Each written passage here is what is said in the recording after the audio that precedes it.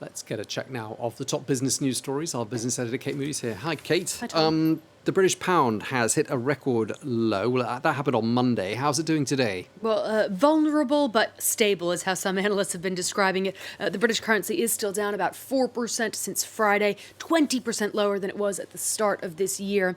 In the early hours of Monday, it tanked below $1.04, now up to about 107 there. That stability coming partly as the Treasury Secretary spoke to UK business leaders in London. Bloomberg reporting that he is set to do the same with Wall Street bankers on Wednesday.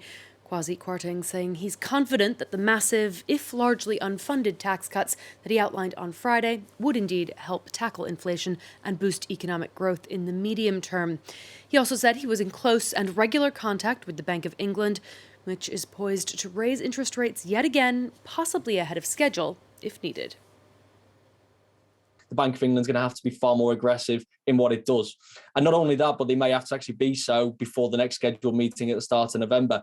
So markets are pricing in up to 200 basis points, so 2% of interest rate hikes by the start of November. I mean, that's an incredible move from a central bank that for most of this year has moved in clips of 25 basis points, moving up to 50 basis points in the last month or two, to move by 200 basis points in such a short period of time. That's going to have a massive impact on people. That's going to affect credit card rates. It's going to affect mortgage rates when people's mortgages are up for renewal. The price of natural gas futures in Europe soared again this Tuesday as European leaders warned of possible sabotage to the Nord Stream pipelines. The benchmark for European gas, Dutch TTF, rising nearly 20%, 208 euros per megawatt hour. Not an all-time high, but certainly reversing a recent downwards trend. Russia had already stopped deliveries to Europe through the Nord Stream 1 pipeline. The second was not yet operational, but they both do contain gas, which is now leaking into the Baltic Sea. Well, EU countries have been racing to reduce their dependence on Russian energy. Before the invasion of Ukraine, Russia supplied around 40% of European natural gas imports. Now, Brussels is looking to other potential suppliers. On Tuesday, a new pipeline to pump Norwegian gas to Poland was inaugurated. It's set to be operational this weekend. James Mulholland has more. As Russian gas leaks into the sea, an inauguration heavy with symbolism. Poland, Denmark and Norway opened a new pipeline which will deliver Norwegian gas to Poland for the first time. The Baltic pipe will deliver 6.5 billion cubic meters of gas in 2023. That's scheduled to rise to 7.7 billion cubic meters the following year. The Prime Ministers of Poland and Denmark said the move will boost energy security and independence across Europe.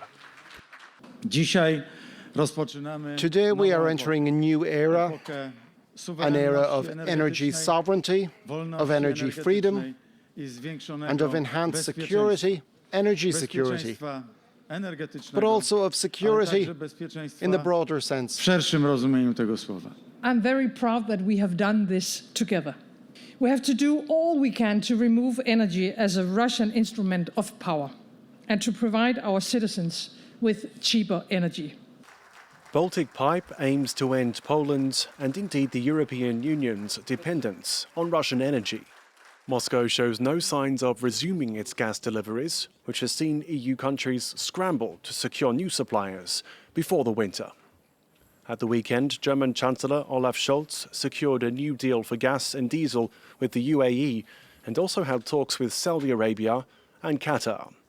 French giant TotalEnergies on Friday signed a new $1.5 billion deal to help expand Doha's natural gas production.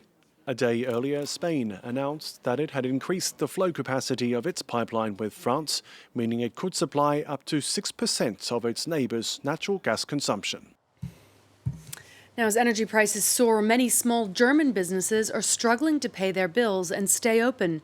Industry groups say 1 in 10 small and medium-sized companies in Germany have had to cut back their work. This report from our correspondents Nick Spicer and Anne Mailliet. The decision wasn't easy, but it was inevitable. On September the 1st, this family company entirely stopped production of roof tiles. The once cheap natural gas they need is now unaffordable. It's really sad. It's getting colder and colder here. This is the first time we've had to turn off the kiln. Stopping work to stay afloat. The gas bill at the tile factory has gone from 18,000 to 300,000 euros a day. 100 employees have been put on short-term work, and the others take care of maintenance. As they hope for a cap price on energy, the fear of going bankrupt weighs on everyone.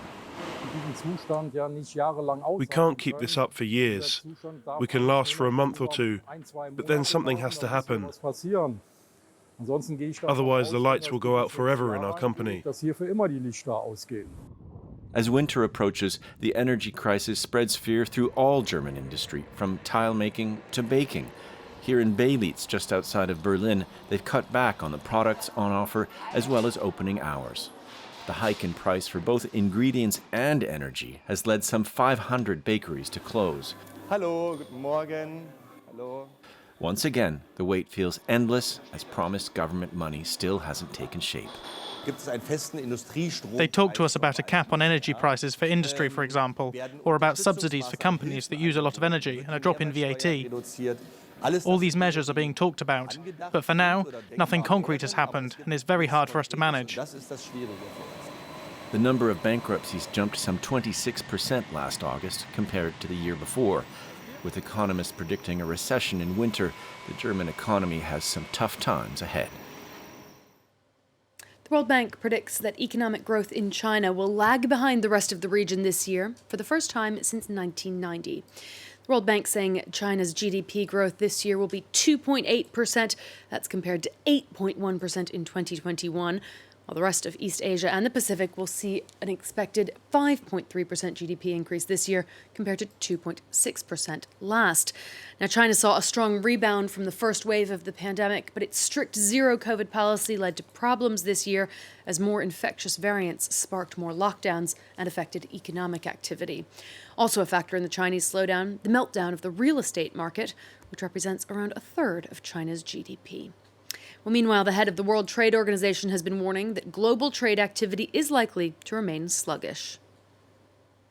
It's very worrying, the high energy prices that we see in Europe, the high food prices all around the world. In fact, it's high energy prices everywhere, high food prices.